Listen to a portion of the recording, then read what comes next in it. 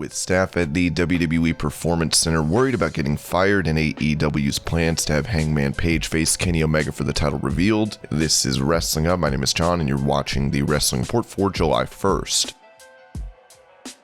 Before we get into the rest of the video, make sure you subscribe to Wrestling Up and turn on all notifications to stay up to date with everything in the world of pro wrestling.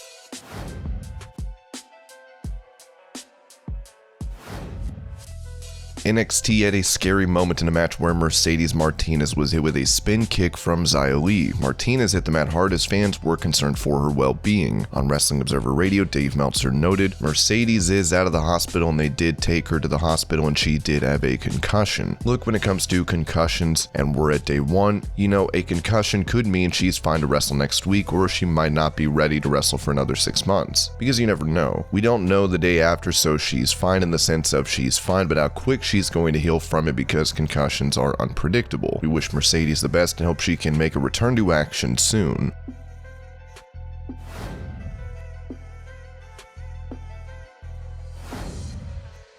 Roman Reigns feels that he is the top star of WWE as the Universal Champion. Speaking on Cheap Heat with Peter Rosenberg, when asked about who are below him at the number 2 and number 3 spots, he mentioned that he would pass the torch onto his favorite number 2, Drew McIntyre. I can say my favorite number 2, Drew, he's my favorite number 2, 3s, whatever you want to call them, we can rank them, it really don't matter, they're under me. How far under? Who really knows? Who really cares at this point? I mean, how strong of a number 2 do you want to be at this point? And right now my favorite is Drew McIntyre. So in a perfect world, if there was an opportunity to pass the torch to him, he's the one guy I think that has captivated my attention in that manner, but at the same time, he ain't there, and it's only because I'm still here and so solid with my foothold, my stronghold. So the flag is firmly planted in, so I can't even think about it now. But I mean, in order to, John Cena needed someone to come in so he could go on and do other things and take care of his body. I will eventually need that, but there's just nobody at this point.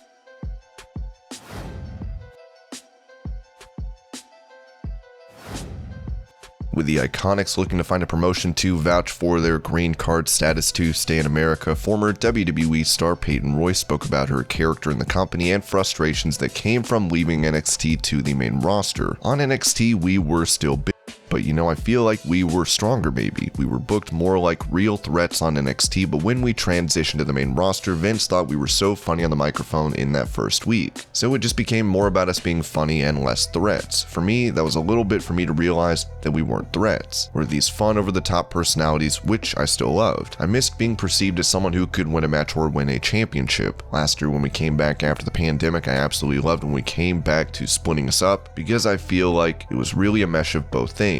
We were still ourselves on the microphone, but when we got in the ring, it was time for business. While they were able to become tag champions in WWE, we'll have to see if they can hold gold outside the company.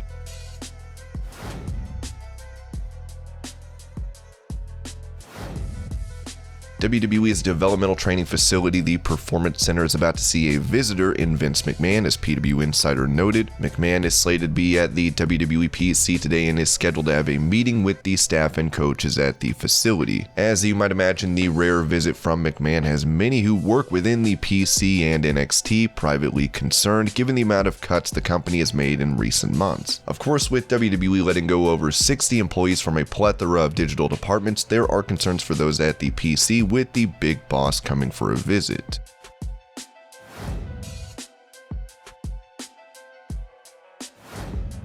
After AEW star Penta made the news for saying no one can do what he does in the ring, it seems his in-ring style may have been limited on Dynamite. Dave Meltzer discussed the match between Penta, Kingston, and the Young Bucks, saying, "What I found interesting is that Penta did not do a Canadian Destroyer in this match, and he does it in every match. I'm guessing the reason is, and nobody has told me this, but Sammy Guevara did it in the main event, and there actually was communication like, no, we're doing it in the main event. Of course, it only makes sense to save big moves for the main event, especially ensuring they are saved for that match. This was a great call by AEW, as this made Sammy's Cuban Destroyer that much more memorable."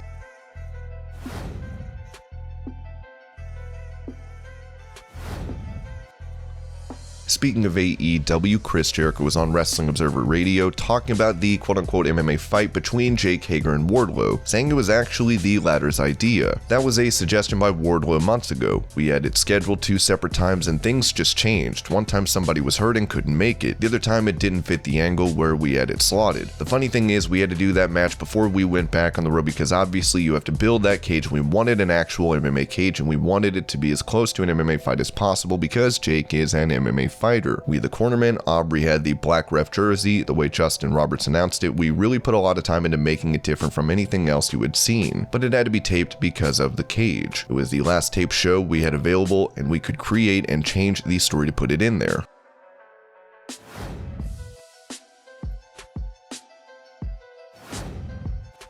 With the Dark Order hinting at Adam Page being the #1 contender to Kenny Omega's world title, Dave Meltzer explained AEW's strategy when it comes to this feud. I like this because you gotta remember the key is they're doing this now to peak in September, not to peak now. So it's like they have to have a slow storyline before we get to the match. I'd say you want to announce the match in about 3 or 4 weeks, but they want to keep building it so it has more layers. With them being former tag team partners and champions together, this is a match fans have invested in and are waiting for.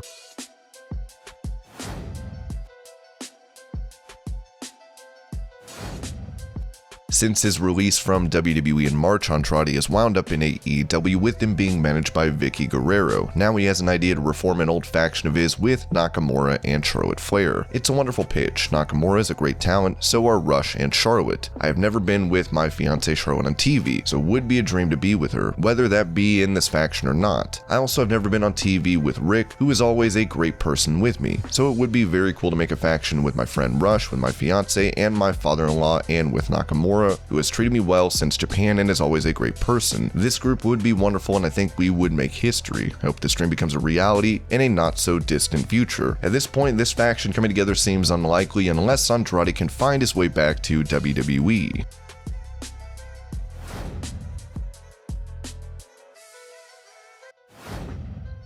Speaking to Ryan Satin on Out of Character, the enforcer of NXT, Samoa Joe, touched on his feud with AJ Styles in WWE. I'll say AJ because he always has impeccably smelling conditioner in his hair. It's always very pleasant for me. I get a little lavender, a little lilac with my pain and agony. It's a rare thing, you don't get that combination, you can't buy that in the street. It's a specialized and happy experience and I get to enjoy it every time I wrap my arms around AJ's neck. He's #1, you can't beat that. Sometimes the shea butter, I'm not a big fan when he puts that in his hair. It doesn't have the same scent. When he goes lavender or when he goes to the body shop and gets the good stuff, trust me, it's a great night for me. When I'm driving home at night, I don't feel so bad about all the horrible things I did to the people I care about. It's part of the whole ecosystem that I live in. With him now back in WWE, fans cannot wait to see Samoa Joe step between those ropes for a match. And this was your Pro Wrestling News Update. I hope you're all having a great day. Thank you so much for watching, and I'll see you later.